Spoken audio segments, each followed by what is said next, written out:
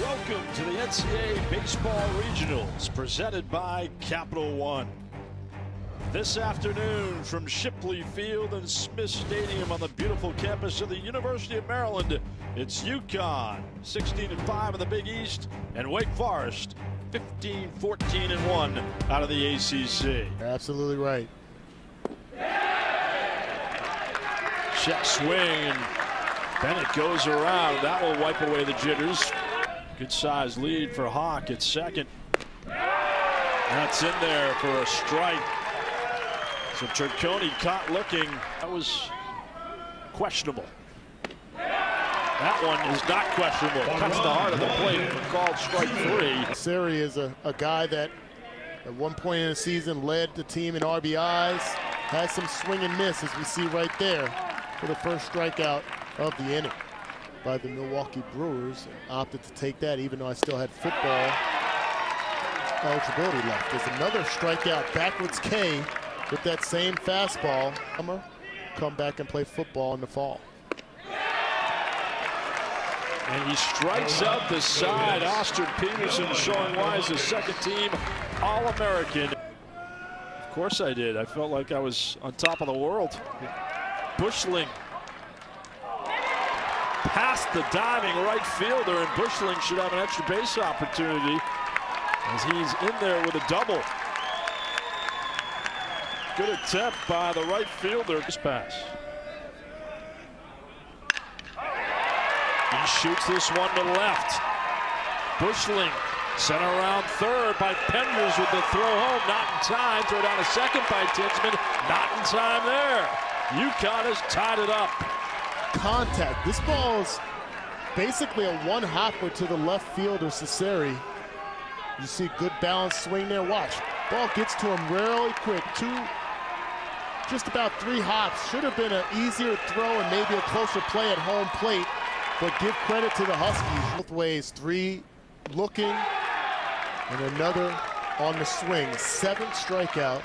And we're trying to grind pitches. You know, we're trying to grind at bats, get something we're looking for in a big situation. And it's one of those things where, you know, 2 big 2-out walks really led to both those runs, really got those guys into scoring position, led to both those runs. Change things up just a bit. Padilla gives it a ride to deep center field, and this one is gone. Brian Padilla. A 2-run home run, and UConn leads 3-2. Rhett Louder flummoxed by the power display. He's been so effective with that fastball when he's kept it down. This one gets elevated just a bit, and Padilla makes him pay. His 8th home run on the season. The 2-run bomb gives the Huskies the lead. As you saw, we saw in the scouting report, when we talked with the head coach, Jim Penders, he said Padilla has quick hands on the inside part of the plate. You get a glare back from home plate from the big football player with a bat in his hand. It sounds easy. I think most of them would say, I'm trying. And that's dumped in there down the line by Casey Dana's second hit of the game. Big turn by Stock, puts the brakes on. He's back at third. Uh-oh, that gets by Tinsman. And here comes Stock to score the 4th run of the game. He wants that off-speed located down. So what happens when you're down on one knee? You lose some of that mobility. The lateral movement, normally we've seen him be able to slide out, curl his chest, and keep that ball in front of him. But when you're down in the zone, that's what happens. That one's in there for a base hit.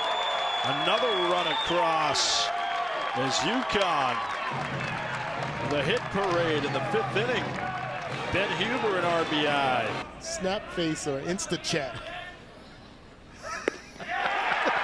Called strike 3 as Peterson with a 3-run lead has become even more aggressive. It's about hittable pitches versus strikes because you got 4 different umpires out there. I love the theatrics from Peterson. Dana Hughes would say, hey, Tinsman, if you don't like it, hit the ball next time. Fly out to left field on that outside part of the plate. There you go. In sports, I think The more sports you play, the better. At a young age. What a curve by Austin Peterson. I used in the game, never broken. Well, of course, during BP, you were going yard every 2 seconds. This one's hit deep by Stock.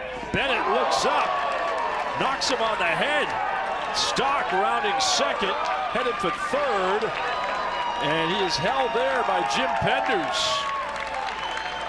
Bennett had trouble tracking it in center field and almost went out of the yard, but Stock in there with a triple with one down.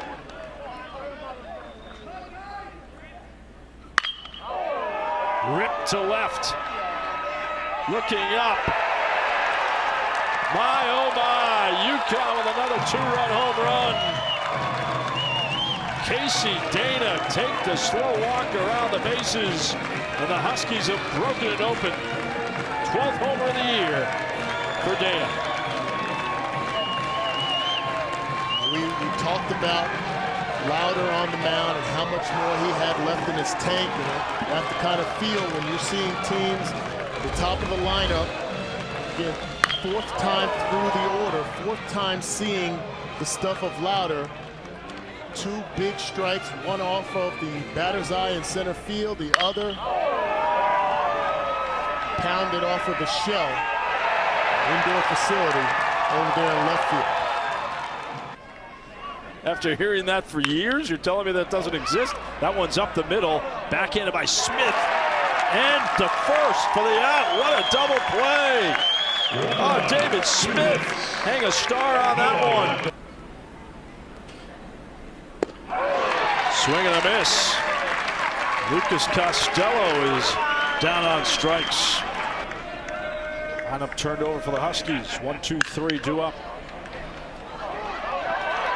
Bobbled and safe at first. Good hustle by Smith. Not disappointed. All 4 teams dangerous. He's going. He is, but he walked him anyway. Trying to beat me. I got to do everything possible to not let that happen. Huber muscles it to center. Diving attempt by Costello. Can't come up with it. Runner around third. Smith scoring the lead run. And UConn takes the lead again. Huber, terrific at bat. Applause as Smith crosses, and it's a bit defensive, but still effective. Yeah, one of the best at-bats of the game by either team. Not a bad jump out in center field, just the ball gets right under his glove. All 4 coaches during the week, and even a couple other people, and no one expects any games in regional play.